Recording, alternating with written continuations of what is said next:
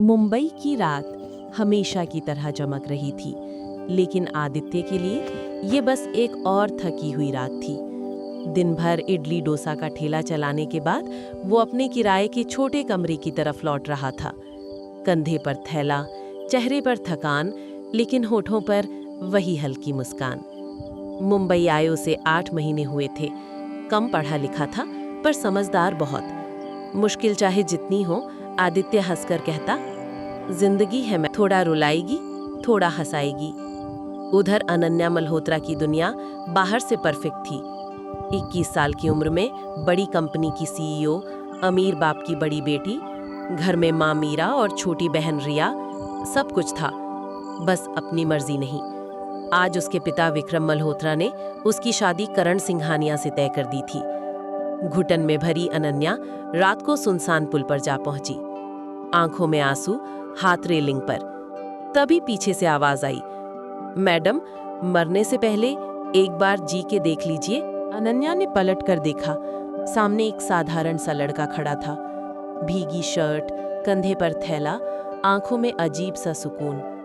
उसे देखकर अनन्या झुंझला गई। तुम्हें क्या, अपनी राह जाओ। आदित्य हल्का सा मुस्कुराया, लेकिन वहीं रुका रहा। राह पर ही था, पर लगा यहाँ किसी को खुद से बचाने की जरूरत है। अनन्या की आंखें भर आईं। तुम नहीं समझोगे, कुछ लोग जीते नहीं, बस निभाते हैं। आदित्य ने सिर झुकाकर उसकी बात सुनी। हो सकता है आपकी दुनिया बड़ी हो, लेकिन दर्द सबके हिस्से में बराबर आता है। अनन्या चुप हो गई। पहली बार किसी अजनबी ने उसकी बात काटी नहीं, बस सुनी। आदित्य ने बैग से पानी की बोतल निकालकर उसकी तरफ बढ़ाई। नाम मत बताइए अभी, पहले सांस ठीक कर लीजिए। अनन्या ने कांपते हाथों से बोतल ले ली। कुछ देर बाद उसने धीमे से पूछा, तुम हमेशा ही ऐसे अजनबियों को रोकते हो? आदित्य मुस्कुराया, नहीं, बस जो बहुत टूटे लगे उन्हें। अनन्या कुछ पल चुप रही। हवा उसके बाल उड़ा रही थी, मगर अब उसके हाथ रेलिंग से हट चुके थे। आदित्य ने राहत की सांस ली, फिर पुल की दीवार पर टिककर खड़ा हो गया। अब बताइए, इतना क्या हुआ कि रात को पुल तक आना पड़ गया? उसने हल्के अंदाज में पूछा। अनन्या कड़वी हंसी हंसी। कभी कभी जिंदगी आपकी नहीं रहती, बस दूसरों के फैसले बन जाती है। आदित्य ने ध्यान से उसे देखा। महंगे कपड़े, टूटी आवाज और आंखों में छुपा डर। बात सिर्फ दिल टूटने की नहीं थी। घर वाले? उसने धीरे से पूछा। अनन्या ने पहली बार उसकी तरफ देखा। पिता चाहते हैं मैं उनकी कंपनी संभालूं, संभाल रही हूं। अब चाहते हैं मैं उनकी डील बचाने के लिए शादी भी कर लूं। आदित्य समझ गया, दर्द गहरा है। वो हल्का मुस्कुराया। मतलब ऊपर से रानी, अंदर से कैदी। अनन्या चाहकर भी मुस्कुरा दी। शायद पहली बार किसी ने उसकी जिंदगी को इतना सही समझा था। अनन्या की हल्की मुस्कान देखकर आदित्य को थोड़ी राहत मिली। उसे पहली बार लगा ये लड़की सिर्फ अमीर नहीं, बहुत अकेली भी है। कुछ पल की खामोशी के बाद अनन्या ने धीरे से कहा, मैं अनन्या मल्होत्रा हूँ। नाम सुनते ही आदित्य थोड़ा चौंका। उसने उसे गौर से देखा, फिर होठों पर वही हल्की मुस्कान लौट आई। अच्छा, तो आप वही हैं जिनका नाम बड़े लोग टीवी पर लेते हैं? अनन्या ने फीकी हंसी हंसी। हाँ, नाम सब जानते हैं, पर मुझे कोई नहीं जानता। उसकी आवाज में थकान थी। आदित्य पहली बार समझ रहा था कि बड़ा नाम भी कभी कभी बहुत भारी होता है। और तुम? अनन्या ने पूछा। आदित्य ने कंधे उचकाए। मैं आदित्य, नाम सुनने में बड़ा, काम छोटा। इडली डोसा बेचते हैं और सपने थोड़ा बड़े रखते हैं। अनन्या चाहकर भी हंस पड़ी। आदित्य मुस्कुराया। बस यही ठीक है, गुस्सा कम, मुस्कान ज्यादा। अनन्या की हंसी सुनकर आदित्य ने राहत की सांस ली। रात अब उतनी भारी नहीं लग रही थी। उसने पुल की रेलिंग से हटते हुए कहा, अब जब गुस्सा थोड़ा कम हो गया है तो एक चाय हो जाए। अनन्या ने भौहें चढ़ाईं। तुम हर बात के बाद चाय क्यों ऑफर करते हो? आदित्य हंस पड़ा।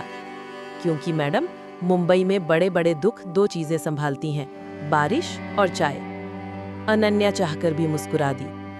पुल से थोड़ा दूर एक छोटी सी चाय की दुकान खुली थी। सड़क लगभग खाली थी, रात गहरी और हवा ठंडी। दोनों प्लास्टिक की कुर्सियों पर बैठ गए।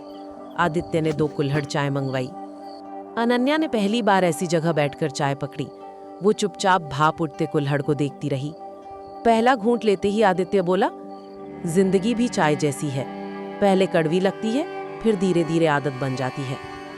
इस बार अनन्या चुप थी, मगर टूटी हुई नहीं। रात और गहरी हो चुकी थी। चाय की भाप के बीच अनन्या पहली बार थोड़ी सहज लगी।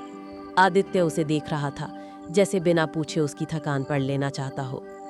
कुछ देर बाद अनन्या ने धीमे स्वर में कहा, मेरे पिता चाहते हैं मेरी शादी करण सिंघानिया से हो जाए। आदित्य ने कुल्हड़ नीचे रख दिया। शादी या सौदा? अनन्या उसकी तरफ देखती रह गई। सौदा, 2 कंपनियों का, 2 नामों का, और बीच में मैं। आदित्य चुप हो गया। अनन्या ने आगे कहा, पापा बुरे नहीं हैं, बस उन्हें इज्जत सबसे ऊपर लगती है। माँ चाहकर भी कुछ नहीं कहती। रिया समझती है, लेकिन छोटी है। उसने हल्की हंसी हंसी, जो दर्द से भरी थी। सबको लगता है मैं बहुत मजबूत हूँ, इसलिए कोई ये नहीं पूछता कि मैं थकती भी हूँ या नहीं। आदित्य ने उसकी आंखों में देखा। सबको आपकी ताकत दिखती है, थकान नहीं। अनन्या की बात सुनकर आदित्य कुछ देर चुप रहा। फिर उसने कुल्हड़ मेज पर रखा और हल्की मुस्कान के साथ बोला, हमारी दुनिया आपकी दुनिया से छोटी है, लेकिन कैद वहां भी कम नहीं है। अनन्या ने पहली बार उसे ध्यान से देखा। तुम्हारी भी? आदित्य ने सिर हिलाया। गांव में खेत थोड़ा था, लोग ज्यादा, पढ़ाई आधी छूट गई। घर वालों ने कहा शहर जाओ, कुछ कमाओ। बस चले आए मुंबई। दिन में ठेला, रात में किराया, और बीच में सपना। कौन सा सपना? अनन्या ने पूछा। आदित्य मुस्कुराया। एक दिन अपना छोटा सा होटल खोलेंगे, नाम बड़ा रखेंगे, ताकि लोग अंदर आने से पहले ही इज्जत दे दें। अनन्या हल्का हंसी। नाम क्या रखोगे?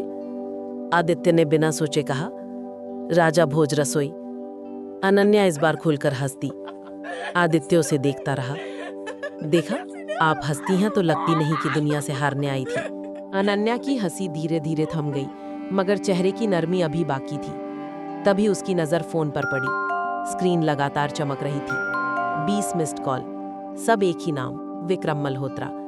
नीचे 3 मैसेज, और हर मैसेज में वही बात, घर वापस आओ। अनन्या की उंगलियां ठंडी पड़ गईं। अभी जो सुकून मिला था वो फिर से डर में बदलने लगा। आदित्य ने उसका चेहरा पढ़ लिया। घर से?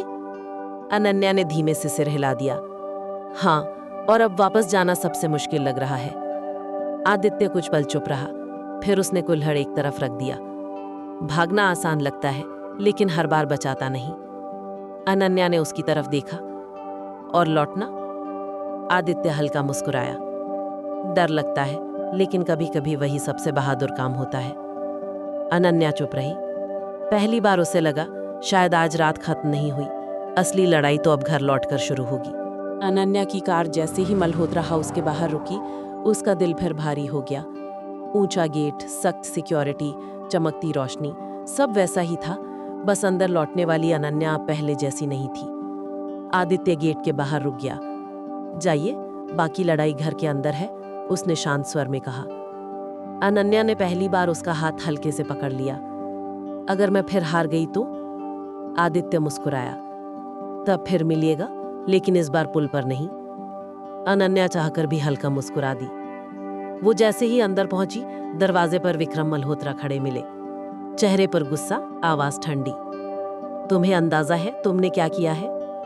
अनन्या चुप रही।